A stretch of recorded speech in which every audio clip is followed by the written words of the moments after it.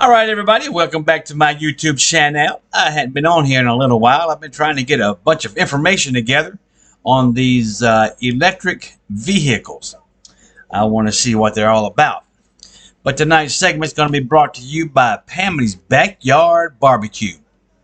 They're located up there in northern New Jersey. They're doing really well. They've also started packing the meat and dry packing it into a vacuum sealed bag, and they can get it to you maybe overnight, maybe in a couple of days, but it'll still be good. Go over there on Facebook, check them out. That's Pammy's Backyard Barbecue. Go check them out and everything. Saleh, he'll do you just right. All right, everybody, what we're going to do is look at the pros and cons, of these electric vehicles. It says out with the old, in with the new kind of thing, well, you just have to figure out what you want to do here. And I just was wondering what the electric vehicles are with the old and the new kind of thing. So, the pro side of it, electric cars are, energy efficient, maybe, and they're better for the environment. I don't know about that either. What do you got to do to get a battery? What is the process of getting a battery? Well, they got to dig all the stuff out of the earth to make that battery. It depends on how you look at it. They say they're better maintenance than gas powered cars. Okay, you got me on that one. On the con side, you can't travel as far between fueling. And actually they're refueling, but it's not really refueling. It's, I guess, re-electrifying. I don't know.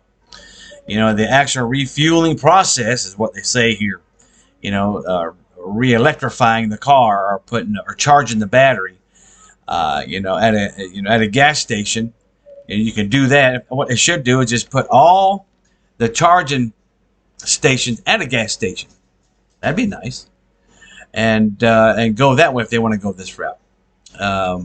You can go in your gas-powered car and fill up in, let's just say, 5 minutes. But you got to sit there and wait 30 minutes plus for your electric car, They don't have a whole bunch of recharge points. Like I just said, you could go ahead and put recharge points at the gas station. That'd be nice. Or at McDonald's. Anyway, they need to have a longer charge, that's for sure. And most people are saying that whenever Air Force One flies on electricity, then I'll buy me one of those electric cars. They're also expensive, and they're short driving ranges. The speed, you really can't go fast in them. You can't, give yourself the thrill of going fast in these cars. They're quiet, they're really quiet cars. Matter of fact, one drove by me the other day, and it just went, right on by. And then this big truck came by me, blah, blah, blah, making all kind of noise. So, excuse me. So, you just have to, look at what you want to do here. Auto loans, whenever it comes to the cost of the batteries and everything like that, the auto people look at that. The battery can cost upwards from $4,000 all the way up to $20,000. It depends on the make of the model of your vehicle. But how long do they last? That can be a major thing depending on the weather.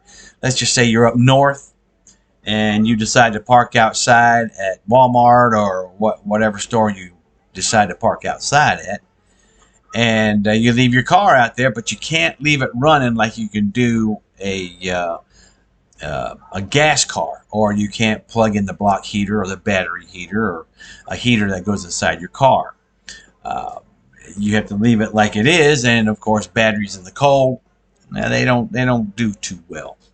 So you got to think about that too. Here's a rundown of the average cost of the batteries. They can go, like I just said, from $4,000 to $20,000.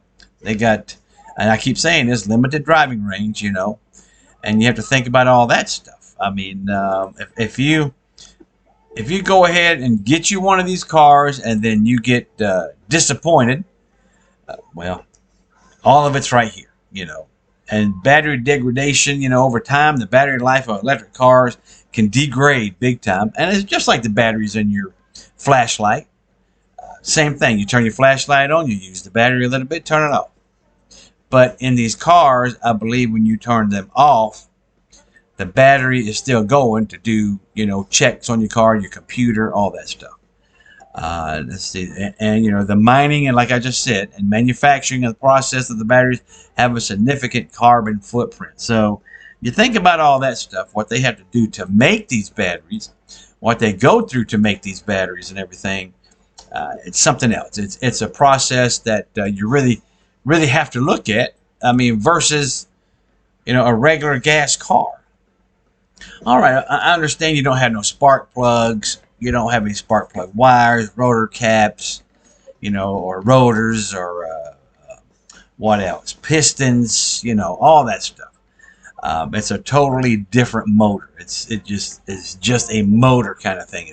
It's a what do you say? Just an electric motor that powers your car, that makes your wheels go round, and that's it. To where on a gas-powered vehicle, you got all kinds of stuff that can go wrong with them. And I understand that too. But most guys like to work on their, cars that have pistons and spark plugs, and you can increase the horsepower, you can decrease this, and add this, put a blower on there, put bigger pistons in, hone them out 10,000s, put some new sleeve, all that stuff. You can't do that with an electric car. Electric car just sits there and charges up. Also, having a installation put into your house where you can charge your car, that's another thing you got to think about. Now, if I was out on the road, just say in a RV, those little cars that I call a miniature casket. I forgot the name of them, but anyway, yeah, they're itty bitty little cars.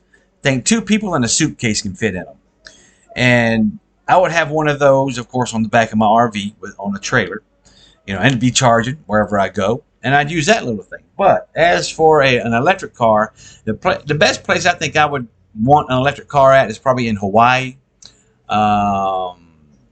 maybe in Korea, maybe in a place where it's a small island or a little bit of a island, not a massive land, travel where I have to go 2,000 miles, 3,000 miles to get to the other side. To where, like in Hawaii, they got a major highway right there in Hawaii that goes probably around, I'm going to say 10 miles, 10, 15 miles. And you're good. You got everything there. But other than, being down there in Miami and want to travel to California in an electric car, I wouldn't do it.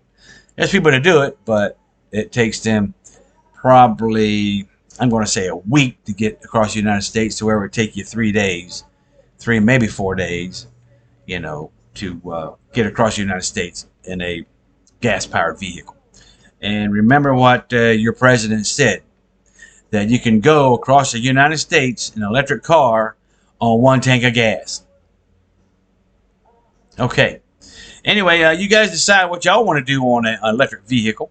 I'm running up here on 9 minutes, so electric vehicles, okay, they can be good for the economy, to boost the economy, for sales and everything, but they got to bring that price has to come down.